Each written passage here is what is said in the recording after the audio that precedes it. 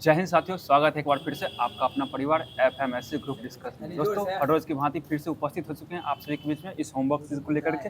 आप सभी को पता है होमवर्क सीरीज में जो होमवर्क का बुक चला जा रहा है, लुसेंट चला जा रहा है, सार संग्रह जो महेश मरनवाला का आ जाएगा, जो ऑनलाइनर करके एनसीईआरटी बेस्ड वो चला जा रहा है, एक एसपीटी का बुक चला जा रहा है और एक साइंस में आप सभी के बीच क्विक बुक दृष्टि का जो है स्पेशल साइंस चलाया जा रहा है। और इन सभी के अलावा आप सभी के बीच में एसपीटी का ही एक करेंट अफेयर का भी बुक चलाया जाता है और डेली का करंट अफेयर जो होता है वो शुरू में ही करवा दिया जाता है। और अगर आप इन सभी चीज़ों का पीडीएफ पढ़ना चाहते हैं तो हमारे जो भी चैनल है इसके डिस्क्रिप्शन बॉक्स में जाइएगा, अबाउट में जाके आप व्हाट्सएप या फिर टेलीग्राम चैनल है वहाँ से जुड़िए। वहाँ पे जुड़ने के बाद आप सभी को क्लास खत्म होने के बाद डेली आप सभी को वहाँ पे पीडीएफ के माध्यम से होमवर्क डाल दिया जाता है। आप सभी उस होमवर्क को करके आएँ, उसके बाद हमारे क्लास को देखिएगा तो आप बेहतरीन तरीक़ा से इस क्लास को देखने के बाद आपको बेहतरीन तरीके से याद होने वाली है। और जब आपको अच्छे से याद हो जाएगी तभी आप किसी भी एग्जाम में अच्छा परफॉर्मेंस कर पाएंगे। तो चलते हैं दोस्तों, क्लास को स्टार्ट करने जाते हैं ज़्यादा समय ना लेते हुए। अगर क्लास आप सभी और देखते हैं तो एक लाइक जरूर कर दिया कीजिए, एक दिल भेज दिया कीजिए, कमेंट कीजिए कहाँ से आप लोग क्लास देखते हैं, कम से कम इतना कमेंट कर दिया कीजिए। तो चलते हैं, शुरू करते हैं आज के करंट अफेयर से और बने रहिएगा क्लास में। बताना आप सभी को, हाल ही में भारतीय सेना ने किस देश के साथ संयुक्त युद्ध अभ्यास का 21वां संस्करण प्रारंभ किया है? ये अमेरिका के साथ। सही जवाब होगा। युद्ध अभ्यास किसके बीच में है? अमेरिका के, भारत और अमेरिका के बीच में। सही जवाब हो जाएगा। पता है वज्र प्रहार अभ्यास ये किनके बीच में होता है? ये भी भारत और अमेरिका के बीच का अभ्यास हो जाएगा। सही जवाब हो जाएगा। और एक टाइगर ट्रम्प है, ये भी भारत और अमेरिका के बीच में। और एक टाइगर क्लॉ अभ्यास, ये भी भारत अमेरिका के बीच का ही अभ्यास है। बताना आप सभी को, एक रेड फ्लैग अभ्यास, ये भी भारत और अमेरिका, सभी अभ्यास को ध्यान रखना है। राइट ना? ठीक है, सही जवाब है। बताना अगला क्वेश्चन बताइएगा। बताना आप सभी को, 72वें मिस वर्ल्ड का खिताब किसने जीता है? ये ओपल सुचेता। ये ओपल सुचेता जीती है। ओपल सुचेता जो कहाँ हुआ था? ये हैदराबाद, तेलंगाना में। ठीक है, सही जवाब हो जाएगा। बताइएगा इंडियन प्रीमियर लीग के 18वें संस्करण कौन जीत लिया है?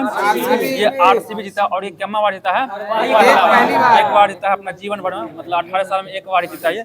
सही जवाब हो जाएगा। बताना अगला क्वेश्चन आप सभी को, वर्ष 2026 में बैडमिंटन विश्व चैंपियनशिप की मेजबानी कौन करेगा? ये नई दिल्ली, भारत में नई दिल्ली में होने वाला। सही जवाब, नई दिल्ली में होने वाला। पता है उबेर कप का संबंध किससे है? बैडमिंटन से। और एक थॉमस कप इसका भी बैडमिंटन से संबंधित हो जाएगा। बहुत अच्छा जवाब है, बहुत जवाब सही जवाब हो जाएगा। चलते हैं अगले क्वेश्चन की ओर। बताना है आईसीसी महिला क्रिकेट विश्व कप 2025 किसकी मेजबानी में होगी? ये इंडिया, भारत की मेजबानी में होने वाली। बहुत अच्छा जवाब, भारत की मेजबानी में होगा।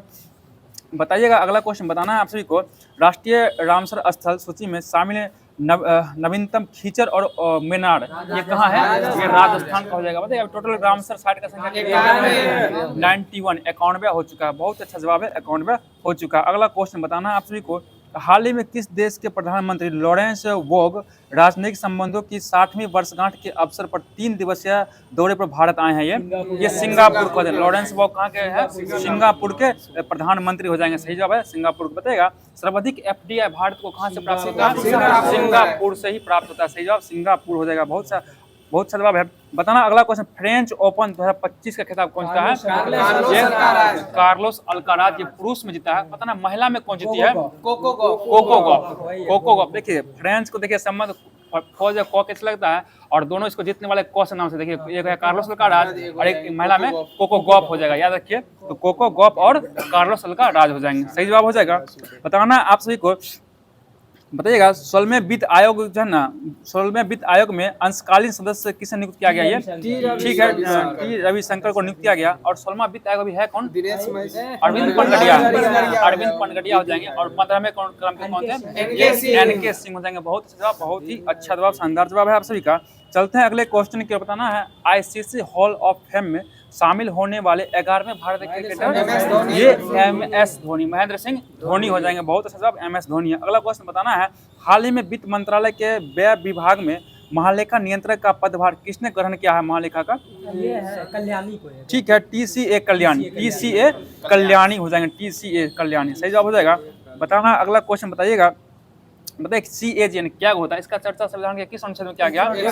148 से 151 के बीच में किया गया। बताइए CAG जो है, इसका जो उम्र सीमा होता है, मतलब कितना होता है सेवानिवृत्ति का? 6 वर्ष और 65 वर्ष। इसका कार्यकाल देखिए 6 वर्ष का होगा, या इसका उम्र सीमा का है तो 65 वर्ष होगा। जो कार्यकाल 6 वर्ष है, उम्र सीमा 65 वर्ष का हो जाएगा। सही जवाब हो जाएगा, सही जवाब हो जाएगा। अगला क्वेश्चन बताना है कि G7 शिखर 2025 में कहाँ हुआ है? ये कनाडा में हुआ। और पूछा G7 का 2024 का बैठक कहाँ हुआ था? सही जवाब है इटली के पुगलिया में हुआ था। दोनों को याद रखना, क्योंकि देखिए एक साल पहले एक साल बाद दोनों पूछ देता है। तो चलते हैं अगले क्वेश्चन के बताना है। भारत सरकार ने घरों, होटलों और कारों में एसी की कूलिंग सीमा कितना निर्धारित कर दिया है? 20 से 28 कर दिया है। 20 से 28। पहले कितना था? 16 से 24 था। 16 से 24 न्यूनतम पहले 16 था, अधिकतम 24 था। अब इसको न्यूनतम 20 ही कर सकते हैं। जो नया आएगा ना उसमें, नया वाला, पुराना वाला जो था तो रहेगा, लेकिन नया वाला जो भी फ्रिज आएगा, एसी आएगा, उसमें कितना रहेगा? कम से कम 20 से नीचे हम नहीं कर सकते हैं। सही जवाब हो जाएगा। बताना अगला क्वेश्चन बताइएगा। हाल ही में निवेश, शिक्षा एवं संरक्षण निधि प्राधिकरण ने निवेशक दीदी के दूसरे चरण का शुभारंभ कहाँ किया है? ये हैदराबाद में किया गया। हैदराबाद, बताना हैदराबाद किसकी राजधानी है? तेलंगाना की राजधानी हो जाएगी। और आंध्र प्रदेश की राजधानी अमरावती हो चुकी है। अमरावती बन चुका है। ठीक है, पहले तेलंगाना ही था, लेकिन उसको अमरावती अलग से हो चुका है। सही जवाब हो जाएगा। बताइएगा अगला क्वेश्चन। प्रधानमंत्री नरेंद्र मोदी किस देश की यात्रा पर जाने वाले पहले भारतीय पीएम बने हैं? सही जवाब है क्रोएशिया की हो चुके हैं। सही जवाब हो जाएगा। बताइए अगला क्वेश्चन है कि एयर इंडिया AI 171 दुर्घटना की जांच का नेतृत्व किसको सौंपा गया? सही जवाब है गोविंद मोहन हो जाएंगे। जो कौन है? वित्त सचिव है ना, ये गृह सचिव हो जाएंगे। जो कौन है? गोविंद मोहन हो जाएंगे। ठीक है, बहुत अच्छा जवाब है। बताना अगला क्वेश्चन बताइएगा। आप सभी को जवाब देना है। हाल ही में चर्चा में रही परतूस है। हाल ही में चर्चा में रहे परतूस दूरबीन का संबंध किससे है? ये रमन अनुसंधान संस्था से। रमन अनुसंधान संस्था से हो जाएगा। सही जवाब रमन अनुसंधान संस्था होगा। बताना अगला क्वेश्चन है। इंटरनेशनल बिग कैट अलायंस का पहला अध्यक्ष किसे नियुक्त किया गया है? ये कौन सा? भूपेंद्र यादव, पर्यावरण मंत्री है ना, पर्यावरण मंत्री जो भूपेंद्र यादव है, इनको नियुक्त किया गया है। सही जवाब हो जाएगा। बताइए अगला क्वेश्चन है। यूएसए ने ईरानी परमाणु स्थलों पर किस ऑपरेशन के तहत हमला किया था? ये ठीक है, ऑपरेशन मिडनाइट हैमर के तहत हमला किया था। बताइए भारत का SDG इंडेक्स में कौन सा स्थान मिला? 99, यानी कि 99वां स्थान मिल चुका है भारत को। सही जवाब है। अगला क्वेश्चन जवाब देना है। हाल ही में विश्व नारियल दिवस 2025 में कब मनाया गया? 2 सितंबर को मनाया गया। सही जवाब 2 सितंबर को हो जाएगा। और शहीद दिवस कब मनाते हैं हम लोग? 30 जनवरी और 23 मार्च दोनों दिन मनाया जाता है। सही जवाब हो जाएगा। बताना अगला क्वेश्चन। चलते हैं अगला क्वेश्चन की ओर। बताइएगा 5वें खेलो इंडिया यूनिवर्सिटी गेम्स का मेजबानी कौन करेगा? सही जवाब है जयपुर राजस्थान। 5वां खेलो इंडिया कहाँ होगा? यूनिवर्सिटी गेम जयपुर राजस्थान में होने वाला। ठीक है, सही जवाब हो जाएगा। बताइए अगला क्वेश्चन जवाब देना है। बताइएगा हाल ही में बाल वाटिका टीवी चैनल दीक्षा 2.0 और प्रशस्त 2.0 किसने लॉन्च किया? ये NCERT के द्वारा लॉन्च। और NCERT के अध्यक्ष कौन है? दिनेश सकलानी। ठीक है, दिनेश प्रसाद सकलानी। सही जवाब है, बहुत अच्छा जवाब है। ठीक है, बहुत अच्छा जवाब। चलते हैं अगले क्वेश्चन की ओर। जवाब देना है आप सभी को। चर्चा में रहे बिग ब्यूटीफुल बिल का संबंध किस देश से है? ये अमेरिका से। सही जवाब। अमेरिका का राष्ट्रपति कौन है? अभी डोनाल्ड ट्रंप। ठीक है, डोनाल्ड ट्रंप हो जाएगा। बहुत अच्छा जवाब है। और हाँ ठीक है, 47वें क्रम के हो जाएंगे। समुद्र पर भारत के पहले कांच के पुल बोस्टिंग आर्क ब्रिज का उद्घाटन कहाँ किया गया? ये तमिलनाडु में किया गया। सही जवाब तमिलनाडु हो जाएगा। बहुत अच्छा जवाब है। चलते हैं अगला क्वेश्चन को। बताना है कि हाल ही में वार्षिक मेला पट उत्सव कहाँ हुआ है? ये जम्मू कश्मीर। पट उत्सव कहाँ हुआ? जम्मू कश्मीर से। और बथुकम्बा उत्सव कहाँ मनाया था? तेलंगाना मनाया था। और बथुकम्बा को कौन सा फेस्टिवल कहते हैं? फूलों का त्योहार कहा जाता है। कौन सा त्योहार? फूलों का त्योहार भी हो जाएगा। सही जवाब हो जाएगा। पता है हिकात फेस्टिवल ये कहाँ मनाया था? हिकात डांस होता है ये जम्मू कश्मीर का हो जाएगा। हिकात ही होता है। हेरात फेस्टिवल है, हिकात डांस है। क्या डांस बोले थे? डांस हो जाएगा, जो जम्मू कश्मीर का हो जाएगा। और कूद भी जम्मू कश्मीर का डांस है। ठीक है, सही जवाब हो जाएगा। बताना अगला क्वेश्चन। भारत में चीन सीमा पर कहाँ छत्रपति शिवाजी की प्रतिमा का अनावरण किया गया? लगाया गया लद्दाख में। ठीक है, भारत 300 लद्दाख पड़ता है। सही जवाब है। भारत का जो क्षेत्र जो चीन के पास है उसको क्या कहा जाता है? उसको ऑक्साई चीन कहा जाता है। ऑक्साई चीन कहा जाता है। ठीक है, और जो पाकिस्तान के पास है उसको क्या बोलते हैं? LOC line of actual control. देखिए लाइन ऑफ एक्चुअल कंट्रोल किसके बीच में? चीन के बीच में है। POK ना कहते हैं। हम क्या कर रहे हैं? ठीक है, POK जो है ना, POK भारत और ठीक पाकिस्तान के बीच है। हम जो भी बोल रहे हैं LOC line of actual control चीन के बीच है, वो कहना चाह रहे थे आपको। भारत और चीन के बीच जो सीमा है उसको LAC बोलते हैं। और LOC बोलते हैं जो भारत और पाकिस्तान के बीच सीमा है। तो हम ये बोलना चाह रहे थे, पहले पूरा बात नहीं सुनी आप, इसलिए बोल दिया। अच्छा, कोई बात नहीं। चलते हैं अगला क्वेश्चन की ओर। तो विश्व का पहला ऊर्जा साक्षर शहर बनने के लिए जलवायु मिशन किस शहर में शुरू हुआ? ये इंदौर में शुरू हुआ। इंदौर में शुरू हुआ। सही जवाब इंदौर हो जाएगा। अगला क्वेश्चन बताना है कि हाल ही में मास्टर कार्ड ने सीमा पर भुगतान बढ़ावा देने के लिए किसके साथ साझेदारी किया है? ये इन्फोसिस के साथ समझौता ये कर लिया। सही जवाब हो जाएगा। बताना अगला क्वेश्चन बताइए घरेलू मार्गों पर इन फ्लाइट वाईफाई इंटरनेट सेवा करने वाली पहली फ्लाइट कौन बन चुका है? ये एयर इंडिया का। ठीक है, एयर इंडिया बन चुका है। सही जवाब एयर इंडिया हो जाएगा। बताना भारत की पहली तटीय और बेडर पक्षी गणना ये कहाँ हुआ है? ये जामनगर गुजरात में हुआ। सही जवाब जामनगर गुजरात में होगा। तो दोस्तों आज का जो भी डेली का करंट अफेयर बन रहा था उसको करवा दिया गया। अब आगे चलेंगे, हम सभी आपके बीच जो लेके आएंगे वो होमवर्क के माध्यम से दिया गया था, उसी होमवर्क को करवाया जाएगा। तो पीडीएफ में आप सभी को मिल गया होगा। अगर नहीं मिला है तो अगर आप जाके चैनल से जुड़िए, डिस्क्रिप्शन बॉक्स में जाके अबाउट पे क्लिक करके लिंक पे क्लिक कीजिएगा, जुड़ जाइएगा। तो चलते हैं, अब हम लोग चलते हैं हिस्ट्री की। और हिस्ट्री में आंदोलन चल रहा है, महत्वपूर्ण आंदोलन की देखते हैं, चलते हैं। बताना आप सभी को होम रूलिंग आंदोलन है, इसका कौन चलाए थे इसको? ठीक है, तिलक और एनी बेसेंट द्वारा चलाया गया। और ये कब चला था? दोनों 1916 में ही चलाए थे। और एनी बेसेंट जो ये कहाँ चलाई थी? ये मद्रास चलाए थे। और ये तिलक जी कहाँ चलाए थे? पुणे से, महाराष्ट्र के पुणे से चलाए थे। ठीक है, और बाल गंगाधर तिलक की तरफ दो उत्सव का आयोजन किया, एक साथ शिवाजी और गणेश उत्सव। अभी गणेश पूजा भी चतुर्थी भी चल रहा है। तो बताना गणेश उत्सव जो है ना कब मनाया? सही जवाब है ये 1893 में चलाए थे। और शिवाजी उत्सव 1895 में। याद रखिए, कभी कभी फंसेगा, इसलिए याद रखिए हमेशा अपने गणेश भगवान का पूजा पहले होता है। उनका स्थापना में क्या पहले हुआ? 1893 में। उसके बाद शिवाजी हुआ 1895 में। और दोनों की स्थापना कौन किया? बाल गंगाधर तिलक के द्वारा किया गया। सही जवाब बताइएगा लखनऊ पैक्ट ये कब हुआ था? 19 दिसंबर 1916 में हुआ था। और बताइएगा लखनऊ पैक्ट में क्या हुआ था, क्या घटना घटा था? कांग्रेस और मुस्लिम लीग के बीच क्या हुआ? समझौता हुआ था। बताइएगा आप सभी को बताना है जब इसमें समझौता हुआ था, मतलब विभाजन किस में हुआ था इनका? सूरत अधिवेशन 1907 का। और इसका अध्यक्षता कौन किया था? घोष याद है, रासबिहारी घोष। ठीक है, फंसना नहीं है। अगला क्वेश्चन बताना है, सही जवाब है बताना है मोन्टेग्यू घोषणा ये कब आया था? 17 में आया था। मोन्टेग्यू घोषणा 20 अगस्त 1917 को आया था। ठीक है, लॉर्ड मोन्टेग्यू तो लाया गया था। ठीक है, 17 में आया था। और बताना रोलेट एक्ट ये कब आया था? ये 19 मार्च 1919 को आया था। बताना आप सभी को रोलेट एक्ट को क्या कहा जाता है? काला कानून। ठीक है, काला कानून। और इसी में जो है बिना अपील, बिना दलील या बिना वकील का कहा गया। और इस एक्ट के तहत किसी भी संदेहास्पद व्यक्ति को क्या गिरफ्तार करके और उसको कितना दिन तक सजा मतलब उस पर कार्रवाई किया जा सकता था। ठीक है, सही जवाब हो जाएगा। बताइए जलियांवाला बाग हत्याकांड ये कब हुआ था? 13 अप्रैल 1919 में हुआ था। और इसके लिए उत्तरदायी किसे माना गया? जनरल ओ डायर को माना गया। ठीक है, और इस ओ डायर की हत्या कौन कर दिया? उधम सिंह के द्वारा 1940 में कहाँ लंदन के किंगस्टन हॉल में गोली मार कर क्या हत्या कर दिया गया। सही जवाब हो जाएगा। चलते हैं अगले क्वेश्चन की ओर। बताना है खिलाफत आंदोलन कौन चलाए थे? अली बंधु, शौकत अली और एक मोहम्मद अली थे। सही जवाब है। और ये कब आया था? 1919 का ही हो जाएगा। ठीक है, बताना आपसे जलियांवाला बाग हत्याकांड को जांच के लिए अंग्रेजों ने कौन सा कदम उठाया? ये हंटर आयोग का स्थापना किया था। ठीक है, बताओ बहुत से जवाब है। और बताना हंटर आयोग कब आया था? ये 1920 28 मई 1920 को आया था। बताना आप सभी को असहयोग आंदोलन का प्रस्ताव कांग्रेस के किस अधिवेशन में पास हुआ था? नागपुर अधिवेशन। ठीक है, 1920 के नागपुर अधिवेशन में। और असहयोग आंदोलन कब चला था? 1 अगस्त 1920 से लेकर ये कब तक चला था? 11 फरवरी 1922 तक चला था। ठीक है, कभी पूछ सकता है इसका समय सीमा क्या था? 11 फरवरी 1922 को महात्मा गांधी द्वारा इसको बंद कर दिया गया चौरा-चौरी घटना के कारण। तो बताना आप सभी को चौरा-चौरी घटना कब हुआ था? ये 5 फरवरी 1922 को हुआ। सही जवाब है। और इसी जो गोरखपुर नामक स्थान पे वहां पे एक जेल में आग लगा दिया गया जिसमें 22 पुलिसकर्मी मारा गया था। उसमें से एक दरोगा था और 21 को सिपाही था।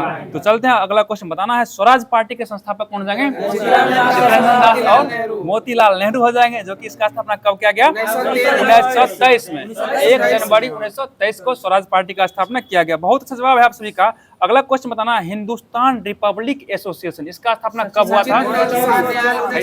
सही जवाब 1924 में। और सचिंद्रनाथ सन्याल के द्वारा इसका स्थापना किया गया। और बताना आपसे हिंदुस्तान जो था ना रिपब्लिक एसोसिएशन, एक और था हिंदुस्तान सोशलिस्ट रिपब्लिक एसोसिएशन, इसका स्थापना कौन किया है? 1934 में। ठीक है, सही जवाब है 1928 में किया गया। 1928 में किया गया। ठीक है, 28 हुआ था, भगत सिंह के द्वारा किया गया। सही जवाब भगत सिंह के द्वारा ही किया गया था। बताना अगला को साइमन कमीशन की नियुक्ति कब हुआ था? ये देखिए 8 नवंबर 1927 को इसका नियुक्ति कर दिया गया था। और ये भारत कब आया था? ये सही जवाब है 3 फरवरी 1928 को। और बताइएगा साइमन कमीशन के विरुद्ध में किस व्यक्ति का निधन हो गया था? लाला लाजपत राय का निधन हो गया, क्योंकि वो जो विरोध कर रहे थे और उन पर लाठीचार्ज किया गया और उनके सर पर लाठी लग गया। इसका कुछ दिनों बाद उनका निधन हो गया था। सही जवाब हो जाएगा। बताना आप सभी को बताना है कि नेहरू रिपोर्ट ये कब आया था? 1928 में आया। और ये कौन लाए थे? मोतीलाल नेहरू। देखिए नेहरू नाम है, जवाहरलाल नेहरू मत समझिएगा, ये मोतीलाल नेहरू। लाल तो दोनों में, नेहरू भी दोनों में, लेकिन शुरू का नाम चेंज है, इसलिए मोतीलाल नेहरू हो जाएंगे। बहुत अच्छा जवाब है। चलते हैं अगले क्वेश्चन की ओर। बारडोली सत्याग्रह संबंधित व्यक्ति कौन जाएंगे? सरदार पटेल हो जाएंगे, सरदार वल्लभ भाई पटेल हो जाएंगे। और ये बारडोली कहाँ पड़ता है? गुजरात पड़ता है। बताइएगा बारडोली सत्याग्रह के बाद इनको कौन सा उपाधि दिया गया? इनको सरदार की उपाधि वहाँ की महिलाओं के द्वारा। ठीक है, वहाँ की जो महिला थी ना, देखिए वहाँ की जो महिला थी महात्मा गांधी को बोल दी उनको दे देने के लिए। ठीक है, जैसे आप सभी किसी को सामान देते होंगे, बोलते हैं उसको दे दीजिएगा, वैसे ही उसमें बोला गया था। बताना अगला क्वेश्चन, बारडोली सत्याग्रह हुआ कब था? ये 1928 में। सही जवाब है। बताना लाहौर सल्तनत केस कब हुआ? 1929। ठीक है, 8 अप्रैल 1929 को। और यही दिन था जिस दिन भगत सिंह बटुकेश्वर शरदत्त मिलके ना असेंबली में बम फेंके थे। क्या फेंके थे? बम फेंके थे।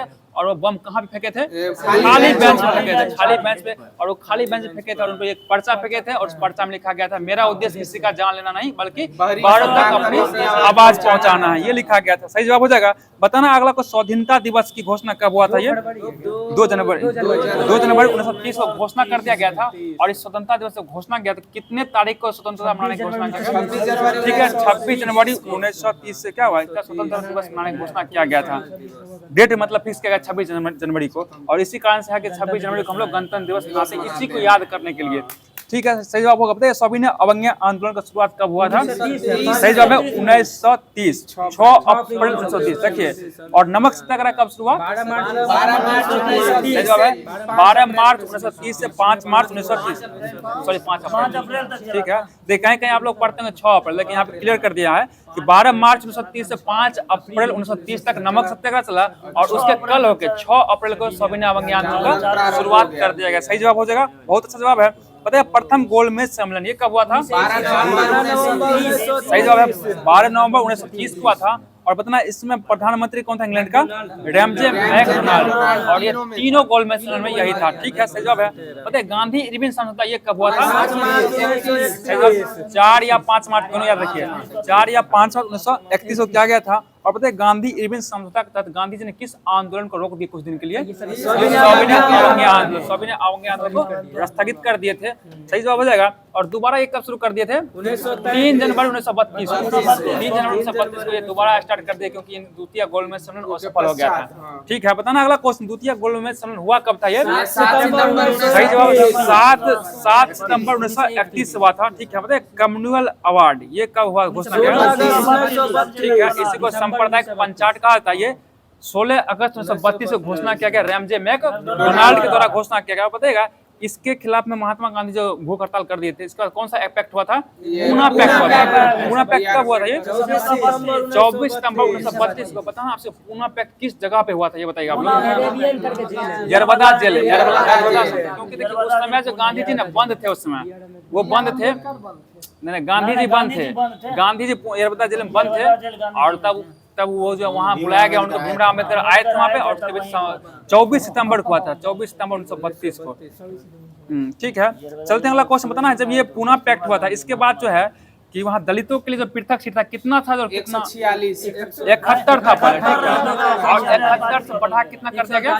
148 कर दिया गया। देखिए 71 सीट पहले था और उसको बढ़ा के 148 कर दिया गया। सही जवाब हो जाएगा। बताना तृतीय गोलमेज सम्मेलन ये कब हुआ था? सही जवाब 17 नवंबर 1932 को हुआ। कांग्रेस सोशलिस्ट पार्टी का गठन ये कब किया गया? सही जवाब मई 1934 में हुआ था। और ये किसके द्वारा किया गया था? हाँ, जयप्रकाश नारायण, मीनू मसानी एवं S.M. जोशी के द्वारा किया गया था। फॉरवर्ड ब्लॉक का स्थापना कौन किए थे? सुभाष चंद्र बोस। कब किया गया? 1 मई 1939। ठीक है, मुक्ति दिवस कब मनाया था? सही जवाब 22 दिसंबर 1939 को मुक्ति दिवस मनाया गया था मुस्लिम लीग के द्वारा। क्यों मनाया गया था? सही जवाब है कांग्रेस और मंत्रिमंडल का त्याग पत्र दे दिया था। सही जवाब हो जाएगा। बताइए पाकिस्तान की मांग किस अधिवेशन में किया गया था? सही जवाब मुस्लिम लीग का लाहौर अधिवेशन था, जो 24 मार्च 1940 को पाकिस्तान सब का मांग किया गया था। सही जवाब बताइए अगस्त प्रस्ताव ये कब आया था? ठीक 8 अगस्त 1940 को आया था। और ये अगस्त प्रस्ताव किसके समय आया था? लिन लिथगो के समय, लॉर्ड लिन लिथगो के समय। पता है क्रिप्स मिशन का प्रस्ताव ये कब आया था? ये 1942 में आया था। और क्रिप्स मिशन किसके अध्यक्षता में आया था? स्टीफर्ड क्रिप्स की अध्यक्षता में आया था। भारत छोड़ो प्रस्ताव कौन लाए थे? महात्मा गांधी। और ये कब शुरू हुआ था? देखिए भारत छोड़ो प्रस्ताव शुरुआत 8 अगस्त 1942 को, लेकिन सुबह 9 अगस्त इसको शुरुआत किया गया था। शिमला सम्मेलन ये कब हुआ था? 25 जून 1945 को। और एक शिमला समझौता, जब समझौता होगा 1972 में शिमला समझौता, ठीक है। बताइए नौसेना विद्रोह कब हुआ था? ये 18 फरवरी 1946 को। 18 फरवरी 1946 को ये मुंबई के HMIS तलवार के सैनिकों द्वारा किया गया था। बताइए प्रधानमंत्री एटली की घोषणा कब हुआ था? सही जवाब 1946 में 15 मार्च 1946 को हुआ था। बताइए प्रत्यक्ष कार्रवाई दिवस कब मनाया था? ये 16 अगस्त 1946 को मनाया गया मुस्लिम लीग के द्वारा। बताइए कैबिनेट मिशन का आगमन कब हुआ भारत में? 24 मार्च 1946 को। और कैबिनेट मिशन में कितना सदस्य था? 3 को था, क्रिप्स, अलेक्जेंडर और लॉरेंस हो जाएगा, ठीक है, पैंथिक लॉरेंस। सही जवाब होगा। बताइए माउंटबेटन योजना कब आया था? सही जवाब है 3 जून 1947 को आया था। और भारत के विभाजन के लिए माउंटबेटन योजना को लाया गया था। सही जवाब बताइए स्वतंत्रता की प्राप्ति भारत को कब हुआ था? 15 अगस्त 1947 को हुआ था। बताइए भूदान आंदोलन संबंधित व्यक्ति कौन है? पता ना आपसे भूदान आंदोलन में सबसे पहले भूमिदान कौन किया था? सही जवाब रामचंद्र रेड्डी था। और बताना भूदान आंदोलन हुआ कब था? 1951 हुआ। तो दोस्तों हिस्ट्री का भी जो भी नहीं भूदान आंदोलन तो वहाँ उत्तराखंड से। ठीक स्टार्ट क्वेश्चन पढ़ ली इस बार, ठीक ठीक सही जवाब है। तो चलते हैं वो आ चुके हैं आप सभी के बीच में ज्योग्राफी को लेकर। इंडियन ज्योग्राफी से आप बताना, आप सभी जवाब देना है। बताइए जियोलॉजिकल सर्वे ऑफ इंडिया इसका मुख्यालय कहाँ हो जाएगा? कोलकाता में। सही जवाब कोलकाता हो जाएगा। भारतीय खान ब्यूरो का मुख्यालय कहाँ हो जाएगा? ये नागपुर। भारतीय खान ब्यूरो का मुख्यालय नागपुर होगा। पता है तेल एवं प्राकृतिक गैस आयोग का मुख्यालय ये देहरादून, इसी को ONGC बोलते हैं। और इसका दिल्ली कर दिया गया। देहरादून से दिल्ली कर दिया, हम बोल दे रहे हैं ना, देहरादून बोला जो दिल्ली चला गया। चलिए अगला क्वेश्चन बताना है। खनिज अन्वेषण निगम लिमिटेड इसका मुख्यालय कहाँ होगा? ये भी नागपुर हो जाएगा। और एक राष्ट्रीय खनिज विकास निगम इसका मुख्यालय हैदराबाद हो जाएगा, ठीक है, हैदराबाद है। सही जवाब बताइए धात्विक खनिज में सर्वाधिक संपन्न कौन हो जाएगा? ये धारवाड़ क्षेत्र, धारवाड़ का क्षेत्र सर्वाधिक संपन्न हो जाएगा। बताइए अपरिकृष्ट पेट्रोलियम जो है ना किस युग के अवसादी शैल से पाया जाता है? ये टर्सरी युग। ये टर्सरी युग हुआ। सही जवाब टर्सरी युग का अवसादी चट्टान में पाया जाता है। बताना अगला क्वेश्चन है। बताइएगा तेल एवं प्राकृतिक गैस आयोग का स्थापना कब किया गया? सही जवाब है 1956 में। क्या 1956 इसी को ONGC कहा गया। 1956 में इसका स्थापना किया गया। सही जवाब होगा। बताना आप सभी को क्वेश्चन का जवाब देना है। पेट्रोलियम एवं प्राकृतिक गैस धरातल के बहुत नीचे पाए जाते हैं। उन्हें बाहर निकालने के लिए गहन कूपों की खुदाई की जाती है। तो इसे क्या कहते हैं? परवेधन कहते हैं। परवेधन कहा जाता है। सही जवाब है परवेधन कहा जाता है। और अगला बताना है सतह के निकट स्थित खनिजों जो किसी प्रक्रिया से निकाला जाता है उसे क्या कहते हैं? आखनन कहते हैं। उसको आखनन कहा जाता है, ठीक है, आखनन हो जाएगा। बताइए अगला क्वेश्चन है। देश का पहला लौह इस्पात कारखाना ये कब लगाया गया था? सही जवाब 1874 में कुल्टी में लगाया गया, जो बराक नदी किनारे पश्चिम बंगाल में, जो कि ये असफल हो गया। ये असफल 1874 वाला जो बराक नदी कुल्टी किनारे लगाया गया था। और ये आसनसोल पश्चिम बंगाल के बगल में पड़ता है, आसनसोल में लगाया गया था। और ये क्या है? ये असफल रहा था, ठीक है, सही जवाब होगा। और बताना आप सभी को है कि बताइए आप सभी को देश में पहला बड़े पैमाने पर जो है कारखाना कब लगाया गया? 1907 में लगाया, ठीक है, लौह इस्पात 1907 में लगाया। सही जवाब होगा। जो किसके तरफ लगाया गया था? ये जमशेद टाटा के द्वारा सकांची में लगाया गया, ठीक है, सकांची में लगाया गया था। बहुत अच्छा जवाब है। बताइएगा अगला क्वेश्चन बताना है।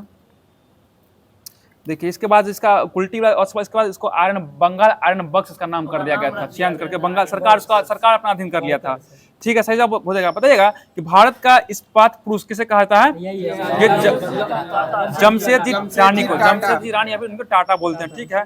बताइए अगला क्वेश्चन बताना है। भारतीय लौह इस्पात कंपनी इसका स्थापना कब हुआ? लौह इस्पात का, ठीक है, 1918 में किया गया।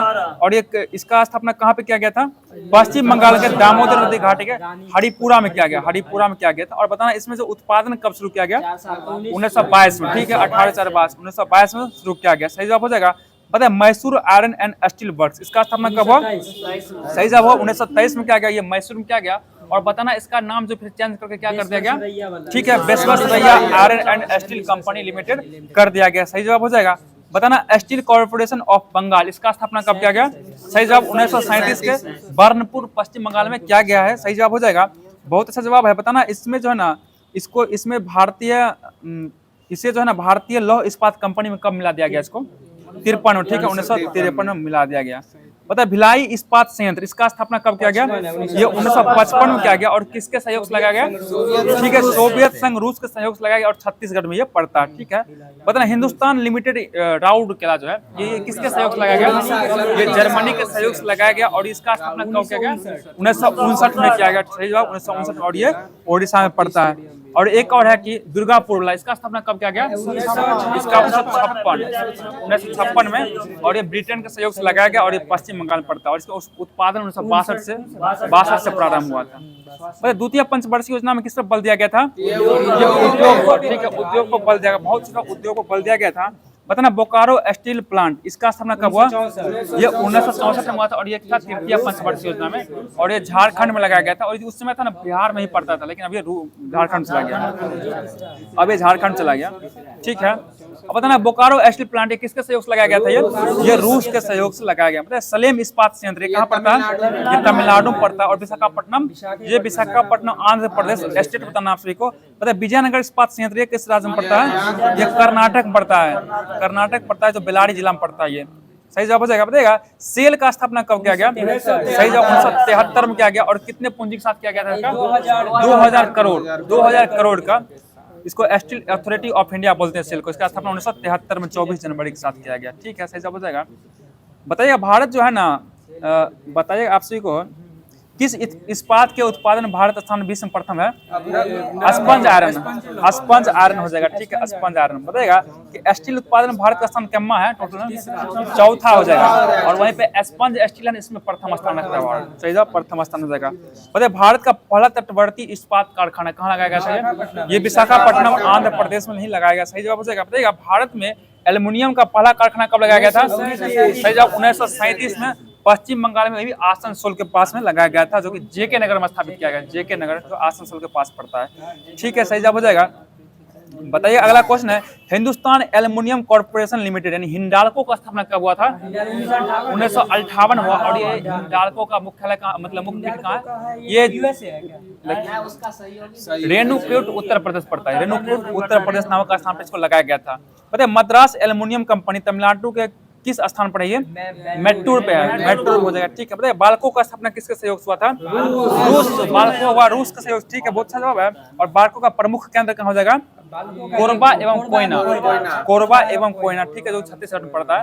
बता नालको का स्थापना किसके सहयोग से हुआ था? ये फ्रांस के सहयोग से हुआ। और नालको का प्रमुख केंद्र कहाँ होगा? दमनजोड़ी, ओडिशा। दमनजोड़ी कहाँ पड़ जाएगा? ओडिशा में पड़ता है। बताइए हिंडाल्को का स्थापना कब किया गया था? किसके सहयोग से किया गया था? यूएसए के सहयोग से किया गया था। और ये रेणुकूट उत्तर प्रदेश में 1958 में ही लगाया गया था। ठीक है, बताइए इंडाल्को एक है। इंडाल्को का स्थापना ये कर्नाटक के सहयोग से। इसका मुख्य केंद्र कहाँ होगा? जेके नगर, मूडी, अलवाई, ये सब जगह हो जाएगा। मतलब माल्को है, माल्को सब पता होगा, इटली हो जाएगा। ठीक है, इटली के द्वारा लगाया गया था। और ये माल्को का जो है ये मुख्य केंद्र कहाँ होगा? ये चेन्नई तमिलनाडु का जो मेट्टूर सेलम यहाँ पड़ता है। वेदांता का स्थापना किसके सहयोग से हुआ? जर्मनी के सहयोग से हुआ। और ये किस जगह का प्रमुख केंद्र है? झारसुगुड़ा। झारसुगुड़ा हो जाएगा, झारसुगुड़ा। बताना एल्युमिनियम उत्पादन में भारत का विश्व स्थान क्या है? 8वां हो जाएगा। वहीं इस्पात में क्या है? चौथा हो जाएगा। ठीक है, सही जवाब हो जाएगा। बहुत ही अच्छा जवाब है। बता नालको का स्थापना कब किया गया था? नालको का स्थापना ये 1981 में किया गया। 1981 में भुवनेश्वर में इसका पंजीकरण कार्यालय हो जाएगा इसका। बताए आधुनिक ढंग से सूती वस्त्र की पहली मिल कब लगाया गया था? ये ठीक है 1818 ईस्वी में फोर्ट ग्लास्टर पश्चिम बंगाल में लगाया गया था। किंतु यह क्या रहा? असफल रहा। ये असफल रहा था। उसके बाद सबसे पहला सफल आधुनिक सूती कपड़ा कब लगाया गया? ये 1854 में कवास जिडावर द्वारा मुंबई में लगाया गया। ठीक है, और सूती वस्त्र की राजधानी किसे कहा जाता है? मुंबई को कहा जाता है। सही जवाब मुंबई को कहा जाता है। अगला क्वेश्चन बताना है कि सूती वस्त्र का प्रमुख मतलब केंद्र कहाँ हो जाएगा? सर्वाधिक केंद्र महाराष्ट्र, गुजरात, तमिलनाडु राज्य, यही सब हो जाएगा। तो ठीक है, तो आज का जो भी होमवर्क दिया गया था ज्योग्राफी से करवा दिया गया। अब चलते हैं जो विविध में रह गया क्वेश्चन, विविध को भी देखते हैं लुसेंट से। बताना आप सभी को कि लुई ब्रेल दिवस ये कब मनाया जाता है? ये 4 जनवरी को ठीक है, प्रवासी भारतीय दिवस 9 जनवरी को मनाया जाता है। थल सेना दिवस कब मनाते हैं? 15 जनवरी। पराक्रम दिवस 23 जनवरी को मनाया जाता है, ठीक है। बताइए सर्वोदय दिवस कब मनाते हैं? 30 जनवरी को मनाया जाता है, ठीक है। और कुष्ठ निवारण दिवस ये 30 जनवरी को मनाया जाता है। सही जवाब हो जाएगा। अगला क्वेश्चन बताना है आप सभी को, विश्व कैंसर दिवस कब मनाता है? ये 4 फरवरी को मनाया जाता है। अगला क्वेश्चन बताना है, अंतर्राष्ट्रीय मातृभाषा दिवस ये 21 फरवरी। और केंद्रीय उत्पाद शुल्क दिवस कब मनाते हैं? 24 फरवरी को मनाया जाता है। बताना राष्ट्रीय सुरक्षा दिवस कब मनाते हैं? 4 मार्च को।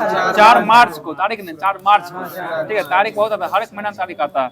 अगला बताना विश्व वन्यजीव दिवस कब मनाते हैं? ये 3 मार्च, ठीक है, 3 मार्च को मनाया जाता है। जन औषधि दिवस ये कब मनाते हैं?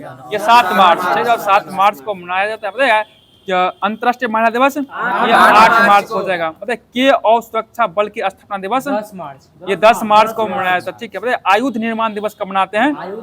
ये 18 मार्च है। और विश्व उपभोक्ता दिवस ये 15 मार्च को मनाया जाता है। सही जवाब हो जाएगा। बताइए विश्व खुशहाली एवं विश्व गोरैया दिवस दोनों 20 मार्च को मनाते हैं। और विश्व वानिकी दिवस कब मनाते हैं? ये 21 मार्च, ठीक है, 21 मार्च को मनाया जाता है। और विश्व जल संरक्षण दिवस 22 मार्च को। और बिहार दिवस कब मनाते हैं? ये भी 22 मार्च को मनाया जाता है, ठीक है। अगला क्वेश्चन बताना है, भगत सिंह, सुखदेव एवं राजगुरु के शहीद दिवस ये 23 मार्च को मनाया जाता है, ठीक है। बताना है अगला क्वेश्चन है, राम मनोहर लोहिया की जयंती कब मनाते हैं? ये भी 23 मार्च को ही मनाया जाता है। और विश्व मौसम विज्ञान दिवस ये भी 23 मार्च को हो जाएगा, ठीक है। पता है विश्व टीबी दिवस कब मनाया जाता है?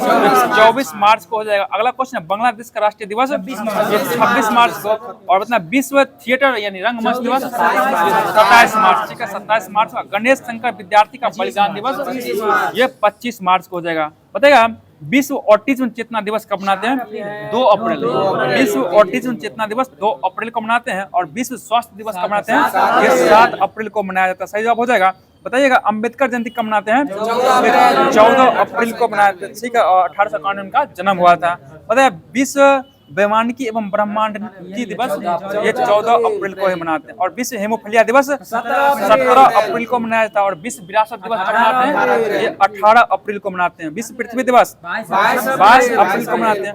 और विश्व पुस्तक एवं कॉपीराइट डे 23 अप्रैल को मनाया जाता है। तो दोस्तों जो भी होमवर्क दिया गया था लुसेंट से समाप्त करवा दिया गया।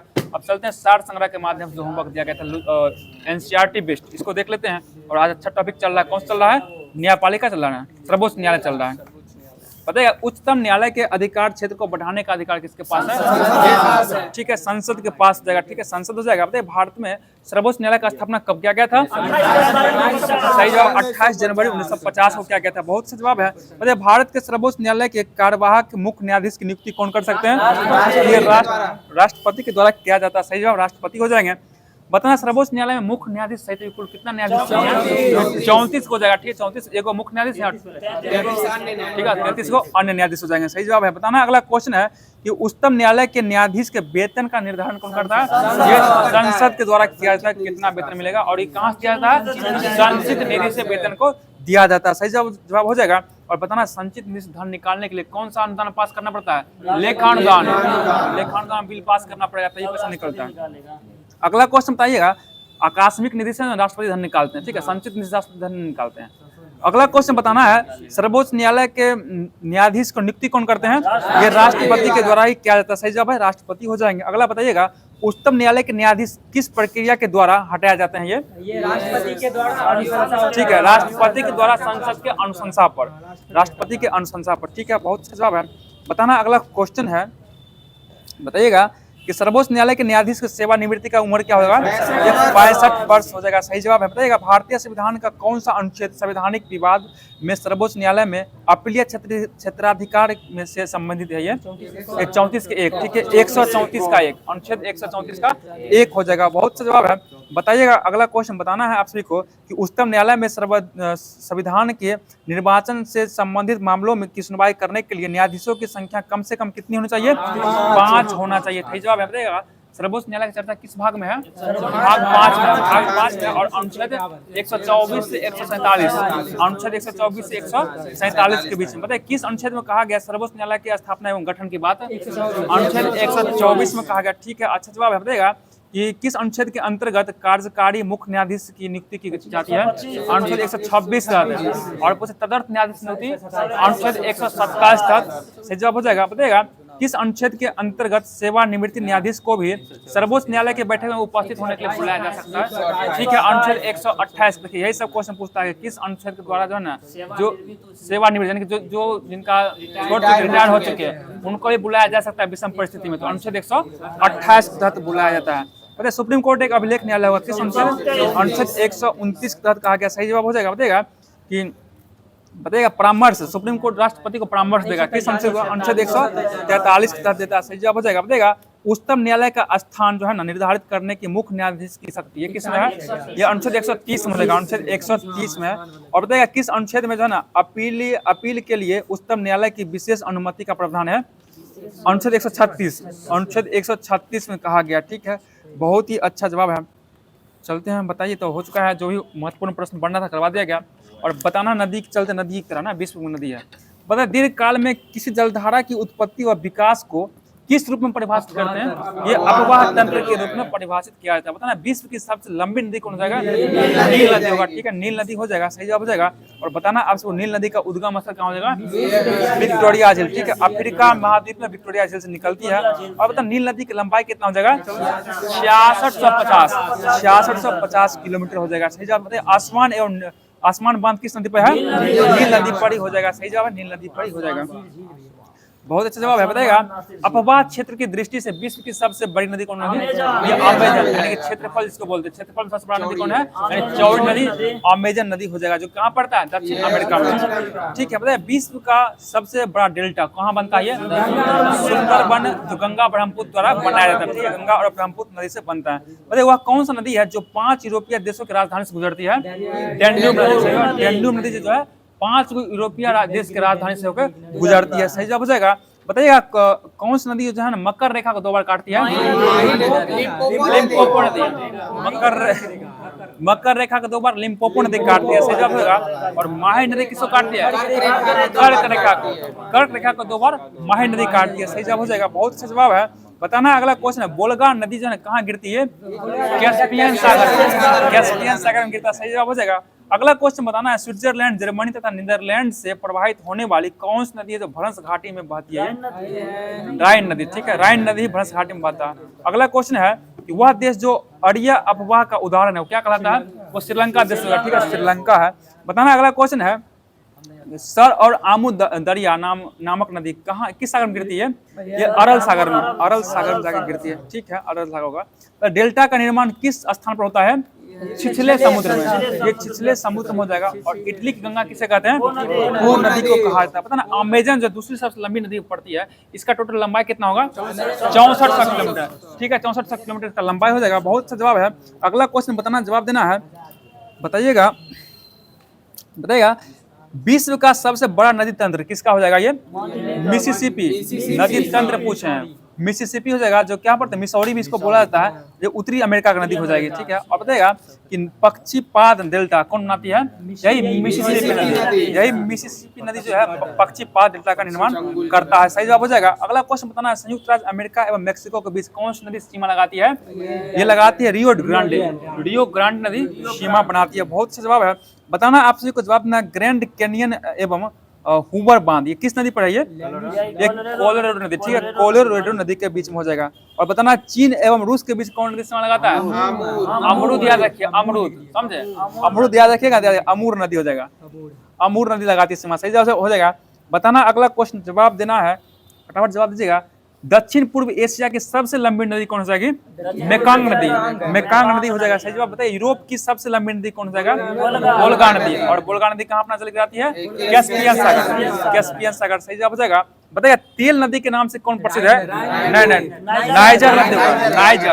नाइजर नदी जो तेल नदी के नाम से प्रसिद्ध हो जाएगा, जो गिनी की खाड़ी में गिरने वाली नदी हो जाएगी। ठीक है, बताइएगा विक्टोरिया जलप्रपात एवं करीबा बांध किस नदी पर है? ये जाम्बई नदी पर। और ये किस महाद्वीप पड़ता है? ये अफ्रीका महाद्वीप। ठीक है, सही जवाब हो जाएगा। बताना है कि विषुवत रेखा को 2 बार कौन सी नदी काटती है? कांगो या फिर जायरे। जायरे भी उसी का नाम है, कांगो या जायरे नदी हो जाएगा। सही जवाब होगा। ठीक है, बताना अगला क्वेश्चन है, कर्क रेखा कौन काटता है? माहे नदी काटता है, 2 बार काटता है। सही जवाब बताइएगा। यूरोप का व्यस्तम बंदरगाह का नाम क्या होगा? रोटरडम। ठीक है, रोटरडम हो जाएगा। ठीक है, रोटरडम है, सही जवाब हो जाएगा। बहुत सही जवाब बताइएगा। कहाँ की जो है इरावदी और सालवीन नदियों के दोआब क्षेत्र को पूर्व का चावल का कोटरा कहते हैं। ये म्यांमार पड़ता है, म्यांमार पड़ता है। तो ज्योग्राफी का जो प्रश्न बनना शुरू करवा दिया गया। चलते हैं इकोनॉमिक्स की ओर। बताइए अगला क्वेश्चन इकोनॉमिक्स से है। मुद्रा बाजार से लिया जाने वाला ऋण जो कैसा होता है? ये अल्पकालीन होता है। देखिए, जो भी ऋण 1 वर्ष से कम के लिए दिया जाता है उसको अल्पकालीन बोला जाता है, और जो 1 वर्ष से अधिक के लिए उसको दीर्घकालीन कहा जाता है। ठीक है, देखिए मुद्रा बाजार जो है क्या अल्पकालीन है, वही पूंजी बाजार क्या है, वो दीर्घकालीन। कभी कभी सुनते हैं पूंजीपति नाम आता है जिसका बेसी पैसा होता है, याद रखिएगा। इसलिए बेसी पैसा वाला बेसी समय लगेगा, तो दीर्घकालीन याद रखिए। अब मुद्रा हम लोग छोटा मोटा आदमी पैसा कम रखते हैं, इसलिए अल्पकालीन। घुमा के याद रखिए, शॉर्ट पकड़ा जाएगा ऐसे में। अगला क्वेश्चन बताना है, विश्व में जो है ना कॉल मनी मार्केट का सबसे बड़ा केंद्र कहाँ होगा? ये लंदन मनी मार्केट। ठीक है, लंदन मनी मार्केट हो जाएगा। बताइएगा औद्योगिक प्रतिभूतियों के अंतर्गत किसे शामिल किया जाता है? शेयर एवं डिबेंचर को। शेयर एवं डिबेंचर को शामिल किया जाता है। सही जवाब हो जाएगा।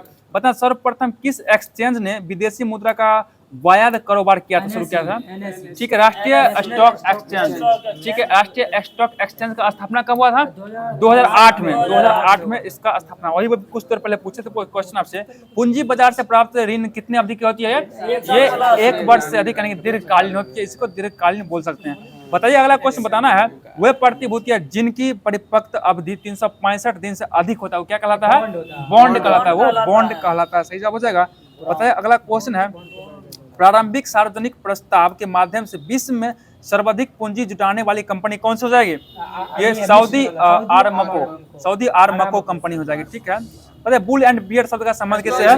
ये स्टॉक एक्सचेंज। ठीक है, स्टॉक शेयर बाजार से होगा, शेयर बाजार से होगा, उसी को स्टॉक एक्सचेंज बोलते हैं। अगला क्वेश्चन बताना है, विश्व का प्रथम स्टॉक एक्सचेंज कौन सा हो जाएगा? ये ठीक है, एम्स्टर्डम स्टॉक एक्सचेंज। पता है इसका स्थापना कब किया गया? 1602 में, क्या जो कि नीदरलैंड में पड़ता है। बहुत से जवाब है। बताइएगा सुपर बाजार से क्या तात्पर्य है? खुदरा विक्रय संगठन। खुदरा विक्रय संगठन से हो जाएगा। सही जवाब। मानव पूंजी में बढ़ता हुआ विनियोग क्या आकर्षित करता है? ये कुशलता में विकास को आकर्षित करता है। बताइए गिल्ट एज्ड बाजार किससे संबंधित है? ये सरकारी प्रतिभूतियों से संबंधित हो जाएगा। बताइए भारत का औद्योगिक वित्त निगम किस रूप में कार्य करता है? विकास बैंक के रूप में कार्य करता है।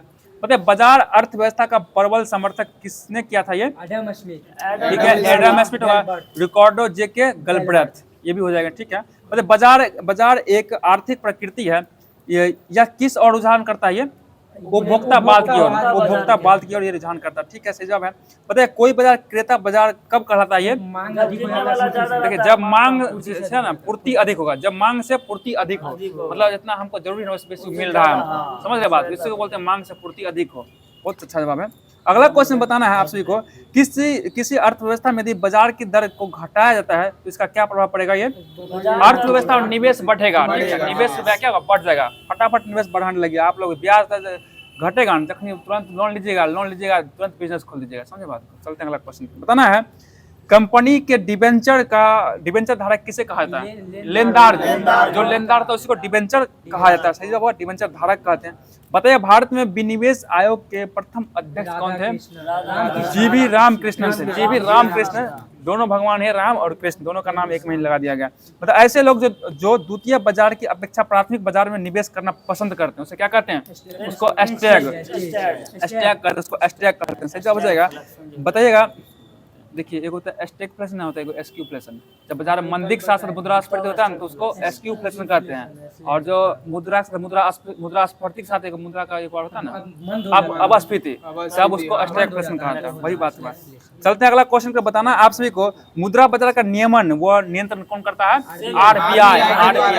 आरबीआई करता है। और आरबीआई का स्थापना कब हुआ था? 1 अप्रैल 1935 को, और इसका राष्ट्रीयकरण कब किया गया? 1 जनवरी 1949 को किया गया। सही जवाब हो जाएगा। बताइए अगला क्वेश्चन है कि भारत में राष्ट्रीय शेयर बाजार का मुख्यालय कहाँ हो जाएगा?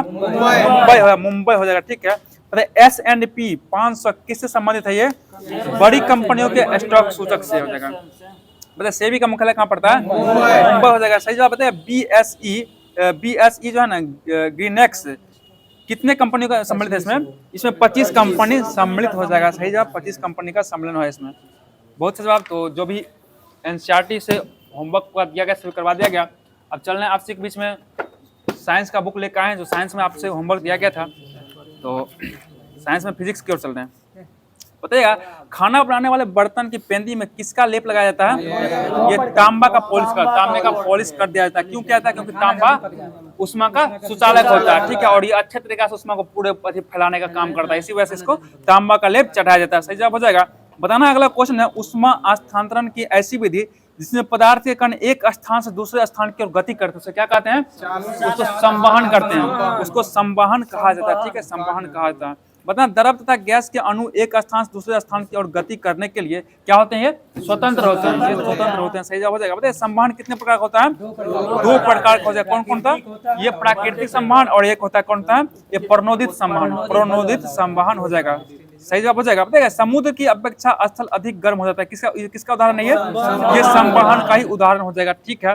बताना अगला क्वेश्चन है अधिक तापमान वाले स्थान के संपर्क में जब वायु आती है तो यह किस विधि द्वारा गर्म हो जाती है? ये चालन विधि द्वारा, ये चालन विधि द्वारा क्या होता है? गर्म हो जाती है और ये अच्छी तरीके से फैल जाती है। बताइए हवा ऊपर की ओर उठती है और इसे तो इन्हें क्या कहते हैं? जो हवा उड़ते हैं इसको वायु धाराएं कहती हैं, और वायु धारा को रिक्त स्थान को भरने के लिए जो आता है उससे क्या कहते हैं? उसको पवन कहा जाता है, ठीक है, पवन कहा जाता है, ठीक है। बहुत सही जवाब है। बताइए विद्युत बल्ब में कौन सा निष्क्रिय गैस भरते हैं? आर्गन भरा जाता है, ठीक है, आर्गन। बताइए पृथ्वी का वायुमंडल किस विधि द्वारा गर्म होता है? ये संवहन द्वारा, संवहन विकिरण द्वारा सूर्य का प्रकाश आता है, ठीक है, संवहन विधि द्वारा पृथ्वी का क्या वायुमंडल गर्म हो जाता है। सही जवाब हो जाएगा। बताइए मोटर कारों में रेडिएटर जो होता है शीतलक तंत्र ये किस विधि पर आधारित है? ये भी संवहन सिद्धांत पर आधारित, संवहन सिद्धांत पर आधारित हो जाएगा। सही जवाब बताइएगा उष्मा स्थानांतरण की ऐसी विधि जिसमें किसी माध्यम की आवश्यकता नहीं होती उसे क्या कहते हैं? उसी को विकिरण विधि कहा, ठीक है, विकिरण विधि कहा जाता है। सही जवाब हो जाएगा। बताइए किसी गर्म वस्तु से उष्मा विद्युत चुम्बकीय तरंगों के रूप में भी गति करती है जिसे क्या कहते हैं? उसको विकिरण ऊर्जा कहा जाए, उसे विकिरण ऊर्जा। बताइए सूर्य से उष्मा पृथ्वी तक कैसे पहुंचती है? ये विकिरण के द्वारा ही पहुंचता, ठीक है। बताना अगला क्वेश्चन थर्मस की भीतरी सतह पर किसका परत चढ़ाया जाता है? ये सिल्वर का परत चढ़ाया जाता है, ठीक है, सिल्वर का परत चढ़ाया जाता है। बहुत सही जवाब है। बताना अगला क्वेश्चन है किसी स्रोत के किसी ताप पर उसके प्रति एकांक क्षेत्रफल द्वारा एकांक समय में उत्सर्जित विकिरण को क्या कहते हैं? उसकी उत्सर्जन क्षमता कहते हैं। और बताना इस उत्सर्जन क्षमता को किससे डिनोट करते हैं? स्मॉल ई से, ठीक है, स्मॉल ई से इसको सूचित किया जाता है। अगला क्वेश्चन बताना है कि वस्तु के किसी तल द्वारा अवशोषित उष्मा की मात्रा और उसी समय में उस तल पर आपतित कुल उष्मा की मात्रा के अनुपात को क्या कहते हैं? उसका अवशोषण क्षमता कहते हैं, उसका अवशोषण क्षमता कहा जाता है। और बताना कोई ऐसी वस्तु जो अपने ऊपर आपतित संपूर्ण विकिरण को अवशोषित कर ले उसे क्या कहते हैं? उसको कृष्ण पिंड कहते हैं, उसको कृष्ण पिंड कहा जाता है, ठीक है। बताना किस नियम के अनुसार जो है ना अच्छे अवशोषक ही अच्छे उत्सर्जक होते हैं? ये किरचॉफ के नियम के अनुसार। इसी में कहा है बुरे अवशोषक बुरे उत्सर्जक भी होते हैं, ठीक है। सही जवाब बताएगा कि यदि अंधेरे में एक काली एवं एक सफेद वस्तु को समान ताप पर गर्म करते हैं तो इसमें कौन जो है ना अंधेरा में मतलब चमकेगा? ये चमकेगा। और ये किस नियम पर चमकेगा? ये किरचॉफ नियम के अनुसार ये चमकता है, ठीक है। सही जवाब हो जाएगा। बताइए अगला क्वेश्चन है कि हम बताना प्रत्येक वस्तु से विकिरण ऊर्जा उत्सर्जित होती रहती है, ठीक है। बताना किस नियम के अनुसार किसी वस्तु के एकांक क्षेत्रफल से उत्सर्जित विकिरण ऊर्जा की दर वस्तु के परम ताप के चतुर्थ घात के समानुपाती होता है?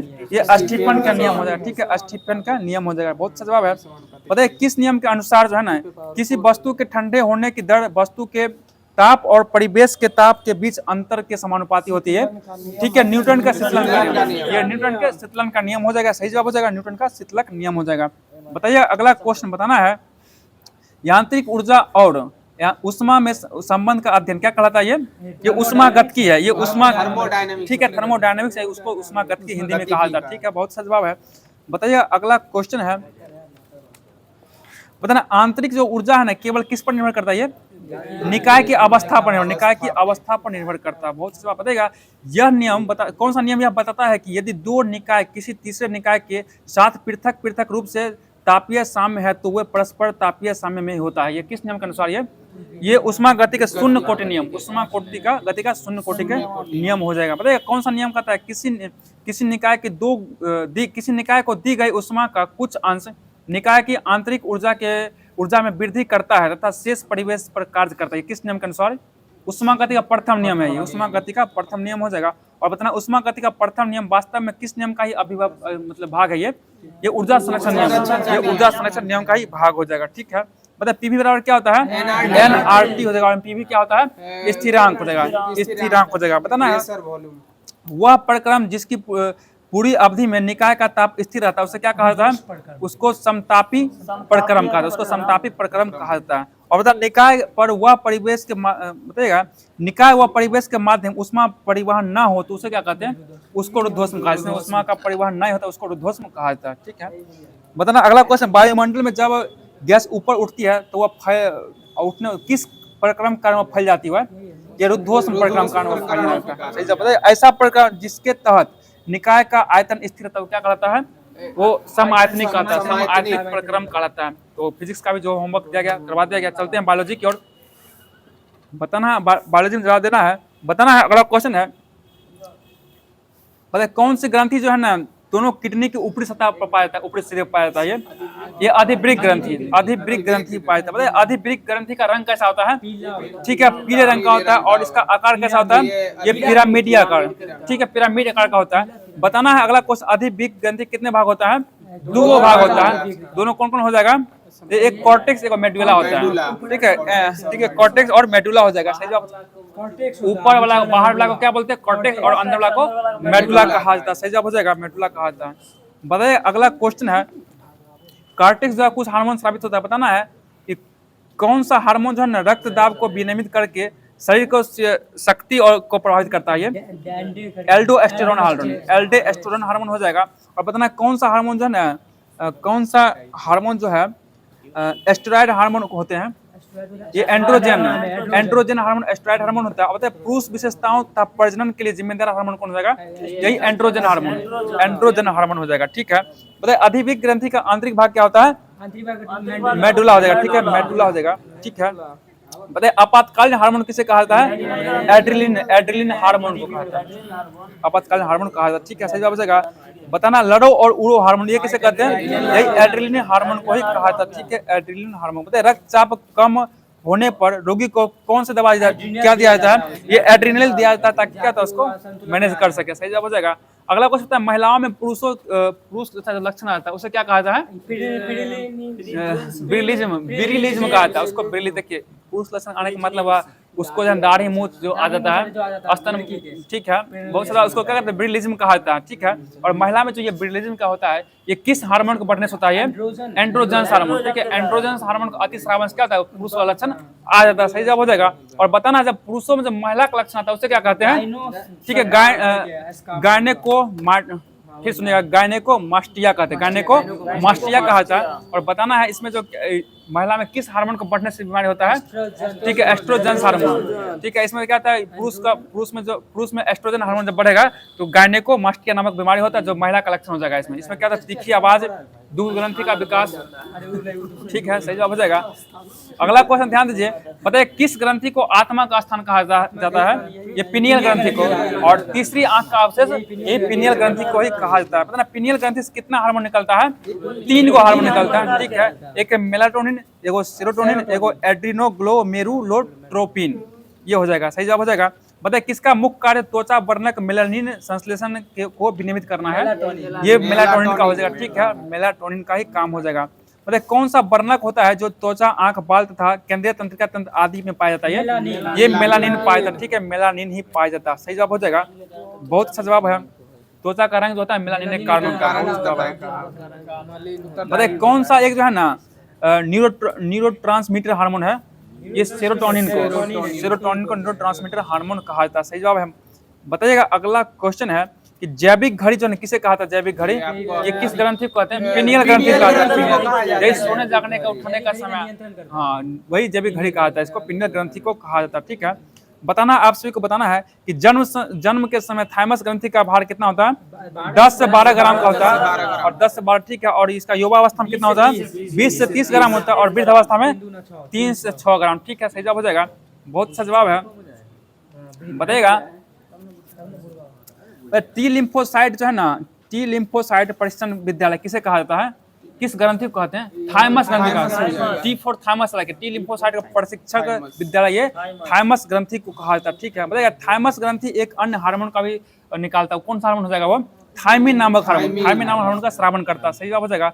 बताइए मानव शरीर का दूसरा सबसे बड़ा ग्रंथि कौन हो जाएगा?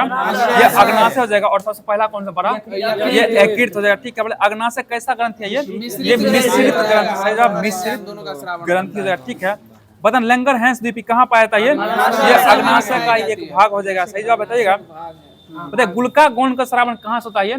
अल्फा कोशिका से। अग्नाशय में 2 कोशिका अल्फा कोशिका होता है, और इंसुलिन का स्रावन बीटा कोशिका से, बीटा कोशिका से स्रावित होता है। ठीक है, रक्त शर्करा करता है। बताइए अगला क्वेश्चन है, ग्लूकागोन का स्रावन कहाँ होता है? ये अल्फा गोन का अल्फा स्रावित करता है। ठीक है, बताइए ग्लूकागोन जो है ना किसकी मात्रा को नियंत्रित करता है? ये ग्लूकोज की मात्रा, ग्लूकोज की मात्रा का नियंत्रण करता है। और ये इंसुलिन किसको नियंत्रित करता है? ये बीटा कोशिका से नियंत्रित करता है। ठीक है, और ये इंसुलिन हार्मोन ये, ठीक है। बताइए अगला क्वेश्चन, बताइए किसका मुख्य कार्य रक्त में अतिरिक्त शुगर को ग्लाइकोजन में परिवर्तित करना है? ये इंसुलिन काम होगा। इंसुलिन जो है ना अतिरिक्त शुगर को ग्लाइकोजन में बदलने का काम करता है। ठीक है, बताइए मधुमेह के रोगियों में किसका इंजेक्शन दिया जाता है? इंसुलिन का इंजेक्शन दिया जाता है। पता है इंसुलिन कहाँ से प्राप्त होता है हमें? ठीक है, डहेलिया के जड़ से, डहेलिया के जड़ से प्राप्त करते हैं प्राकृतिक रूप से। ठीक है, बहुत से जवाब बताइएगा। अगला क्वेश्चन है, गाय के इंसुलिन की संपूर्ण रासायनिक रचना किस की जानकारी कौन दिया था? ये फ्रेडरिक सेंगर, फ्रेडरिक सेंगर के द्वारा दिया गया था। सही जवाब देगा। पता है इंसुलिन में अमीनो अम्ल के क्रम की खोज कौन किए थे? लिए सेंगर के द्वारा किया गया था, और इनके लिए इनको नोबेल पुरस्कार कब मिला था? ये 1958 में दिया गया था। और जीन के रासायनिक संरचना के लिए कब दिया गया? ये 1980 में दिया गया। सही जवाब हो जाएगा, 1980 में दिया गया था। ठीक है, अगला क्वेश्चन जवाब देना, 6.5 करोड़ का क्वेश्चन है, जवाब दीजिएगा। बताइएगा, बताना है जनन अंग में कौन कौन सा माना जाता है? जनन अंग में क्या क्या जाता है? अंडाशय होता है। ठीक है, बताना है वृषण एवं अंडाशय आता है। ठीक है, बताइए वृषण किसका भाग हो जाएगा? ये पुरुष का भाग होगा, और अंडाशय किसका भाग हो जाएगा? ये महिला जनन भाग हो जाएगा। ठीक है, बहुत अच्छा जवाब है। बताना जनन अंगों का मुख्य कार्य युग्मक निर्माण होता है, किंतु ये किसका उत्सर्जन करते हैं? ये लिंग हार्मोन का उत्सर्जन करते हैं, लिंग हार्मोन का भी उत्सर्जन किया जाता है। पता है एंड्रोजन से कौन किसका हार्मोन है?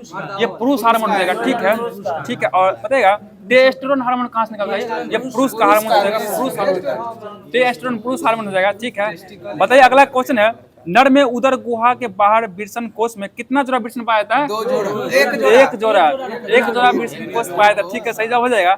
ठीक, बताइएगा नर में जो है प्राथमिक लैंगिक अंग कौन सा होता है? ये वृषण हो जाएगा। ठीक है, वृषण हो जाएगा। बहुत अच्छा जवाब है। बताइए अगला क्वेश्चन जवाब देना है कि नर का जो है प्रमुख हार्मोन कौन सा हो जाएगा? Testosterone hormone. ठीक है, टेस्टोस्टेरोन हार्मोन हो जाएगा, जो इसको पुरुष विकास हार्मोन भी कहा जाता है। हाँ, पता है मादा हार्मोन में कितना होता है? 2 हार्मोन होता है, मादा 2 हार्मोन हो जाएगा। ठीक है, ठीक है, 2 होता है, कल पढ़ेंगे उसके बारे में। बताइएगा अगला क्वेश्चन है, ये कॉर्टेक्स में कई छोटी छोटी अंडपुटिका पाई जाती है, इसे क्या कहते हैं? एस्ट्रोजन रक्त का। ठीक है, इसे एस्ट्रोजन रक्तस्राव करती है, काम करती है ये। तो जो भी होमवर्क दिया गया था, जो बायोलॉजी उसको भी समाप्त करवा दिया गया। अब चलते हैं, आपको एसपीटी के माध्यम से जो रह गया होमवर्क, इसको फटाफट देख लेते हैं। जवाब दीजिएगा, ध्यान रखिए। प्रधानमंत्री कौन था जब सरकार का गठन पहली बार मंत्री परिषद बना था? जवाहरलाल नेहरू हो जाएंगे। गृह मंत्री कौन थे उस समय? सरदार वल्लभ भाई पटेल। शिक्षा मंत्री कौन थे? मौलाना अबुल कलाम आजाद। संचार मंत्री कौन थे? रफी अहमद किदवई। ठीक है, रफी अहमद किदवई हो जाएंगे। उद्योग एवं आपूर्ति मंत्री डॉक्टर श्यामा प्रसाद मुखर्जी हो जाएंगे। खनन एवं विद्युत मंत्री कौन हो जाएंगे? गॉडगिल। गॉडगिल याद रखिए, NB गॉडगिल हो जाएंगे। बताना पानी का अपवर्तनांक कितना होता है? 1.33 हो जाएगा। ठीक है, और पानी का क्रांतिक कोण कितना होता है? ठीक है, 48.5 डिग्री, 48.5 डिग्री हो जाएगा। ठीक है, बताना क्राउन कांच का अपवर्तनांक कितना होता है? ठीक है, 1.52। क्राउन क्राउन कांच का 1.52 होता है और फ्लिंट कांच का कितना होगा? फ्लिंट कांच का 1.65, ठीक है, 1.65 का अपवर्तनांक होता है। पता है हीरा का अपवर्तनांक कितना होता है? सही जवाब 2.42 होता है। बताए क्राउन कांच का क्रांतिक कोण कितना होता है? 41.1, ठीक है, 41.1 होता है और फ्लिंट कांच का क्रांतिक कोण 37.4 होता है। सही जवाब है। पता है हीरा का क्रांतिक कोण 24.4, ठीक है, 24.4 सही जवाब है। पता है अमेरिका का खोज कौन क्या था? कोलंबस द्वारा क्या गया था? सही जवाब हो जाएगा। बताना अगला, ठीक है, 1492 में हुआ था। सौर मंडल का खोज कब हुआ? कोपरनिकस 1540 और ग्रह का खोज कौन किया था? केपलर द्वारा। ये कब किया था? 1600 में, सीधा 1600 में किया था। पता है उत्तरी ध्रुव की खोज कौन किया था? Robert Peary. और कब के थे? 1909 में किए थे। और दक्षिण ध्रुव का खोज एमंडसन 1911 में, ठीक है। पता है भारत का प्रथम उपग्रह कौन सा? रोहिणी, ठीक है, रोहिणी होगा। इसका कब छोड़ा गया था? इसको 1980 में, ठीक है। स्पुतनिक फर्स्ट किसके द्वारा छोड़ा गया था? रूस द्वारा। कब छोड़ा था ये? ठीक है, 1957 में ही छोड़ा गया। सही जवाब हो जाएगा। बता ट्रिगवेली जो थी ये संयुक्त राष्ट्र महासभा के अध्यक्ष नॉर्वे के हो जाएंगे, ठीक है, 1946 से 53 का कार्यकाल रहा था।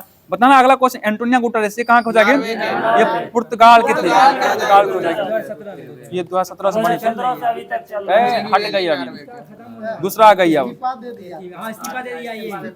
चल रहा है। बताना अस्पृश्यता का अंत की संसद में 17 में हो जाएगा। सही जवाब बताएगा पॉवर्टी ऑफ फिलॉसफी पुस्तक लेखक ये कॉर्ल मार्क्स है। Poverty and un-British road in India का लेखक ये दादा भाई नौरोजी हो जाएगा। सही जवाब हो जाएगा। पता भारतीय संविधान की प्रस्तावना देश का क्या नाम रखा गया? क्या कहा गया? इंडिया यानी भारत कहा गया, ठीक है, यानी भारत कहा गया। पता निरपेक्ष शून्यता यानी परम शून्यता क्या होता है? -273 डिग्री सेल्सियस हो जाएगा। अच्छा जवाब बताए मुख्य या मध्य रेखा का देशांतर कितना होता है? 0 डिग्री होता है। बताइएगा राजस्थान नहर को किस नदी से पानी मिलता है? सतलज नदी से पानी प्राप्त होता है। बहुत अच्छा जवाब है। अगला क्वेश्चन बताना है कि तालीकोटा का युद्ध कब हुआ था? ये 1565 में हुआ। सही जवाब है 1565 हो जाएगा। चीन का मुद्रा क्या हो जाएगा? युआन या फिर रेमनबिया। रेमनबिया भी याद रखिए। HTML का फुल फॉर्म क्या होता है? सही जवाब है हाइपर टेक्स्ट मार्कअप लैंग्वेज हो जाएगा। बताना अगला क्वेश्चन, मीथेन को क्या कहते हैं? मार्स गैस कहता है। अगला क्वेश्चन, राष्ट्रीय कैलेंडर को कब अपनाया गया? ठीक है, 22 मार्च 1957, 22 मार्च 1957 को अपनाया गया, ठीक है। लेप्चा जनजाति कहाँ पाया था? ये सिक्किम पाया था। और उबेर कप का संबंध बैडमिंटन हो जाएगा, ठीक है। अच्छा जवाब है। बताइए राष्ट्रीय पर्यावरण शोध संस्था मुख्यालय कहाँ होगा? नागपुर हो जाएगा, नीरी में पड़ता है, ठीक है। बताइए भारत नीरी नाम है उसका, नागपुर होगा, नीरी संस्था का नाम है। अगला क्वेश्चन बताइएगा कि मोतियों का द्वीप किसे कहा गया? बहरीन को कहा गया, ठीक है। भारत का सीमा कितने देश साथ लगता है? 7 को देश के साथ सीमा लगता है। और स्थलीय और जलीय दोनों सीमा कितना लगता है? 3 को साथ लगता है। देश पूछ रहे हैं। और तटीय राज्य है ना, तटीय राज्य संख्या 9 है, जो 5 को पश्चिम राज्य हुआ, पश्चिम से पड़ता है, 4 को पूर्वी राज्य पड़ता है, ठीक है। तटीय राज्य जगह अब राज्य की संख्या है, जो गुजरात से शुरू होता है, इन्हें पश्चिम बंगाल तक जाएगा घुमाते हुए। अगला क्वेश्चन बताइए भारत की प्रथम महिला IAS कौन बनी थी? अन्ना जॉर्ज बनी थी। और IPS कौन थी? किरण बेदी हो जाएगा। सही जवाब, इसमें एक मूवी भी आया है किरण बेदी पे, ठीक है। अगला क्वेश्चन बताइएगा 18 कैरेट सोना पे कितना परसेंट होता है? ये 75% होता है 18 कैरेट का सोना, ठीक है। बताइए उर्दू भाषा किस लिपि में लिखा जाता है? ये खरोष्टी लिपि में लिखा जाता है, खरोष्टी लिपि हो जाएगा। गुरु गोविंद सिंह की समाधि कहाँ हो जाएगा? ये नांदेड़ कहाँ पड़ता है? महाराष्ट्र पड़ता है। सही जवाब हो जाएगा। बताइए यूरेनियम का प्रमुख उत्पादक देश कौन जगह? कजाकिस्तान हो जाएगा। बताइए मेडागास्कर किस महासागर में है? हिंद महासागर में हो जाएगा, हिंद महासागर में हो जाएगा। तो दोस्तों आज आपका लास्ट टॉपिक रह गया जो करंट का है। करंट के बीच लेकर आए आपसे, एक बीच में करंट मैं कर दे दिए फिर से। अच्छा चलिए कोई बात नहीं, कहीं से। अगला क्वेश्चन बताना है किसने मिस वर्ल्ड स्पोर्ट्स चैलेंज 2025 जीता है? ये ठीक है, एलिस रेंडमा हो जाएगा। बहुत अच्छा जवाब है। मतलब पूर्वोत्तर भारत के किस राज्य में एकीकृत एक्वा पार्क की स्थापना की जाएगी? ये त्रिपुरा, ठीक है, त्रिपुरा में किया जाएगा। बहुत अच्छा जवाब है। मतलब किसने सैफ अंडर 19 चैंपियनशिप 2025 का खिताब जीत लिया है? ये भारत जीता। और किसको हराकर? बांग्लादेश, ठीक है, बांग्लादेश को हराकर ये जीत चुका है। बहुत अच्छा जवाब है। मतलब किस देश के सर्जन ने एक टीम ने दुनिया का पहला मानव मूत्र से प्रत्यारोपण किया है? ये अमेरिका का हो जाएगा। जब अमेरिका के द्वारा किया गया, ठीक है। मूत्राशय समझते क्या? जहाँ मूत्र जमा होता है उसको मूत्राशय बोलता है, ठीक है। जवाब हो जाएगा।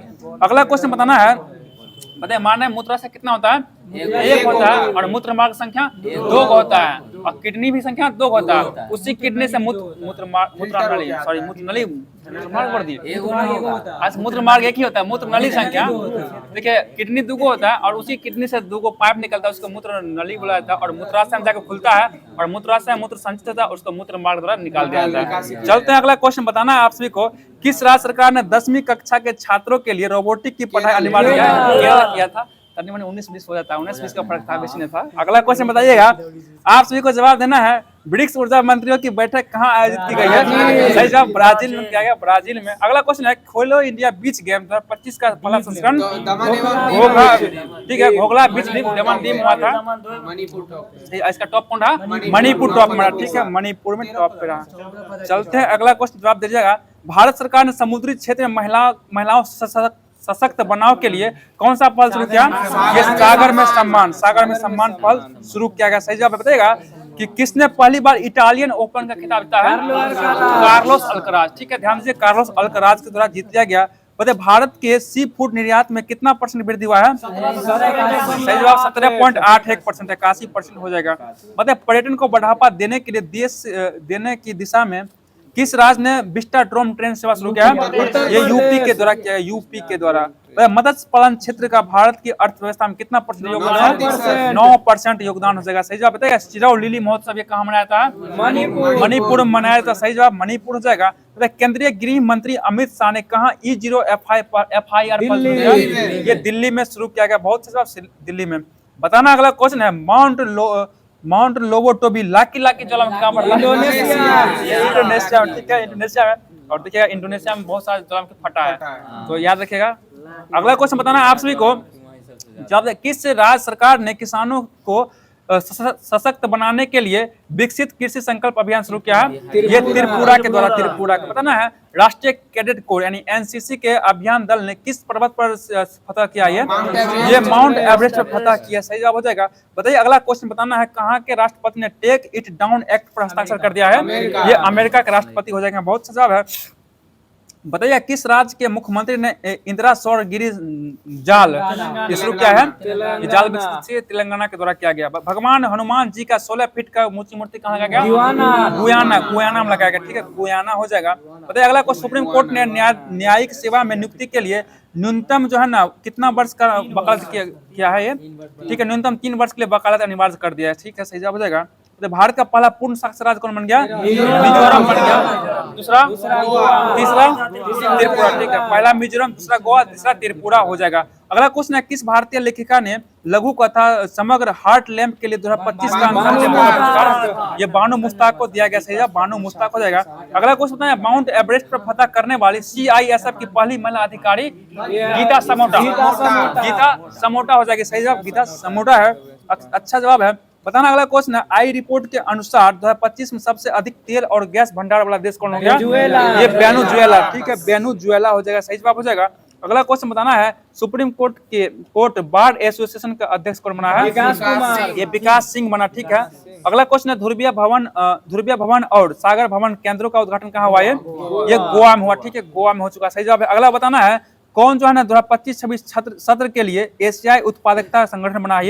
ये भारत बन चुका। और आज का अंतिम प्रश्न है, किसके द्वारा लिखित पुस्तक व्हाइट लिलीज का विमोचन हुआ है? ये विद्या कृष्णन द्वारा किया गया। और कल के लिए आपसे बीच में क्वेश्चन दिया जा रहा है, जिसका जवाब आप लोग कमेंट माध्यम से करना है।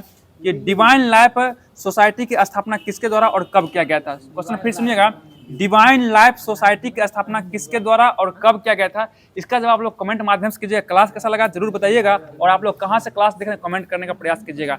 तो फिर मिलते हैं अगले क्लास में, तब तक जय हिंद, जय भारत।